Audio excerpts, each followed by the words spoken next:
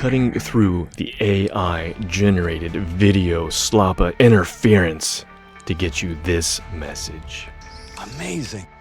If you think folklore isn't just ancient pop culture, look no further than the Apothecary Diaries.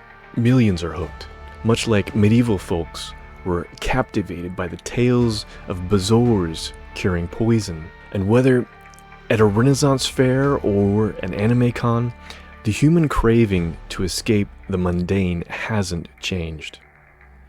Because at heart, we all seek entertainment, right? So how do bezoars tie this all together? Alright, let me scoot over here.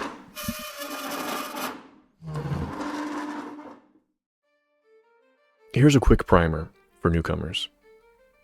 The tales of bezoars are the stuff of legends that could rival any hit series. Think of the bezoar as the Excalibur of precious stones, pulled not from stone, but from the gut of an ox or a goat. Here, quoted from The Magic of Jewels and Charms by George Frederick Coons, 1915. In the case of venomous creatures, such as the toad and certain snakes, the stone was used as an antidote for poisons.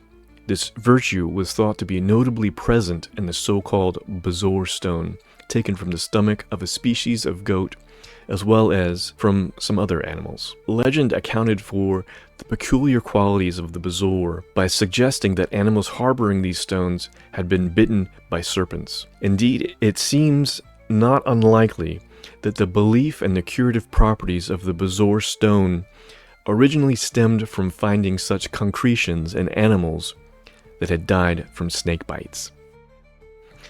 Now, imagine a world where emeralds are less valuable than these calcified masses. We have, in 1757, a German druggist price list, where we have the values of bezoars above rubies. This is similar to today's collectors who'd pay a king's ransom for a signed and graded 9.8 slabbed issue #1 of their favorite comic. So once again, quoting from The Magic of Jewels and Charms. In 1757, German druggist price lists, all precious stones were detailed. Rock crystal was 6 groschen, emerald 8 groschen, sapphire 16 groschen, ruby 1 thaler, and lapis lazuli 5 thalers. This clearly indicates the quality of the stones offered. However, Oriental bezoar commanded the highest price at 16 thalers per pound. This fascination with magical artifacts reflects our deep desire for the items that connect the ordinary with the extraordinary. The price reflects not just the rarity, but the acquisition of significance. And the bezoar market of the late 17th century was like the Wild West of magical merchandising. It was a fire festival of its time, like FYRE, that big scam music festival.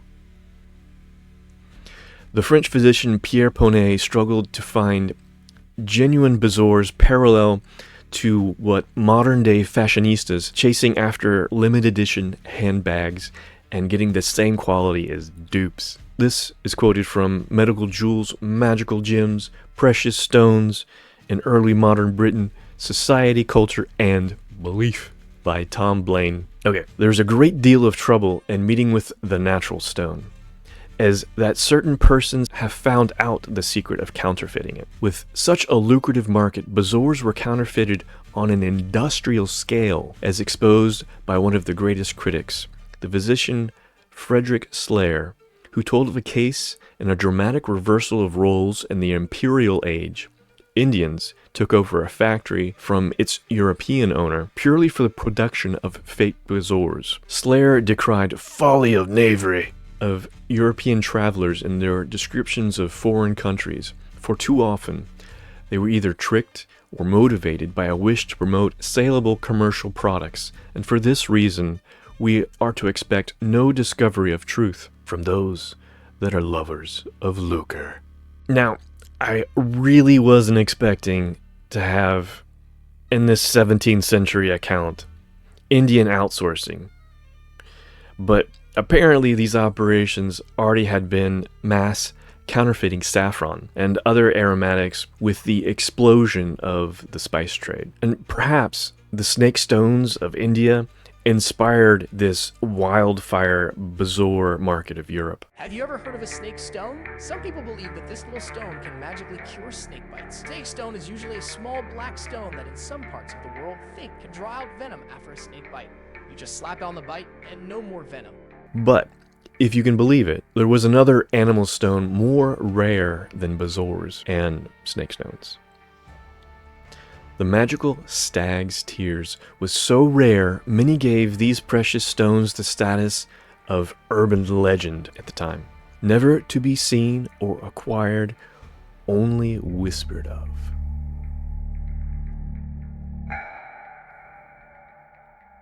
Once again, from the magic of jewels and charms, the lacrima cervi, or stag's tears, is not to be confounded with the bezoar stone, according to Scaliger, who maintains that it was a bony concretion that formed in the corner of a stag's eye only after the animal had passed its 100th year. As the stag never attains this age, he might as well have said that the existence of this tear was a fable. However, he describes it as though he had carefully inspected a specimen, saying that it was so smooth and light that it would almost slip through the fingers of anyone who held it in his hand. It had similar powers to those of the bezoar, being a powerful antidote to poisons and cure for the plague if powdered and given with wine, these good effects resulting from the excessively profuse perspiration that followed the administration of the dose. These fables, stag's tears, often praised as substitutes for the bezoar, were not believed in by all the early writers. One of them, Rollenhagen, giving expression to a caustic opinion that might do credit to a writer of our day, alluding to the many reports of the existence of such tears shed by the animals because of the pains they suffered after indulging in a diet of serpents. He notes that all those who make the statements are careful to place the habitat of these eccentric stags as far away from their own land as possible. As always, somewhere in the Orient, probably at Nowhere Town.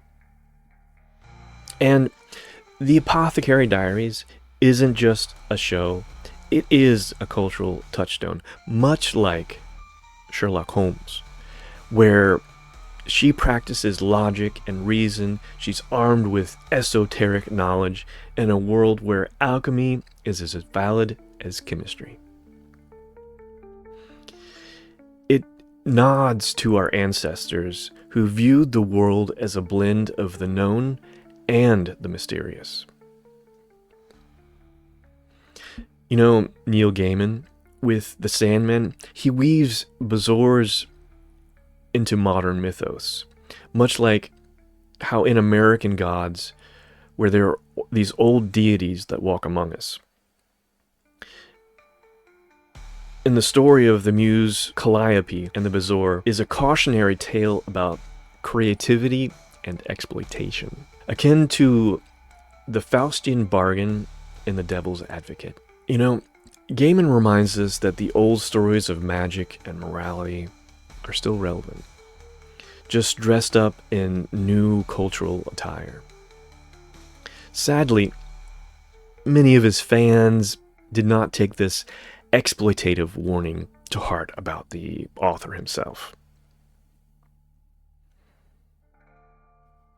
So, from 17th century travelers to modern conspiracy theorists and fan communities, the interplay of trust, doubt, and entertainment persists, mirroring our fascination with the authenticity of viral internet stories. Folklore is pop culture's ancestor, providing the blueprint for consuming, questioning, and indulging these narratives. Same game, different era. And evidence even supports the notion of deer consuming snakes for nutrients in real life, which isn't much of a leap to the venomous kind, grounding some of the folklore in reality.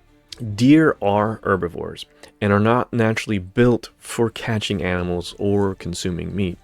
Yet, when food is scarce and they lack proteins, calcium, and phosphorus, they happen to eat other animals. Today, the bezoar isn't merely a relic of the past. It's a cultural meme, more than a plot device in Harry Potter and the Half-Blood Prince. It bridges understanding of how folklore transforms into pop culture, from King Arthur to the MCU's Infinity Stones. It's a reminder that our fascination with the mystical, the magical, and the downright deceptive is as timeless as the bezoar itself, and as blurred as the boundary between Fey realms and the land of the dead. So whether you're a medieval merchant or a manga fan, the bezoar's story teaches us that at our core, we seek novelty, regardless of where the truth lies. We partake in a timeless conversation between the known and the unknown. And if you're following the Apothecary Diaries, perhaps now you see why Mau Mau is so consumed with the acquisition of a bezoar over these many manga chapters and anime episodes. And if you enjoy this exploration of folklore, pop culture, with esoteric themes, consider subscribing to Wistmore, the Substack, and of course, this YouTube channel.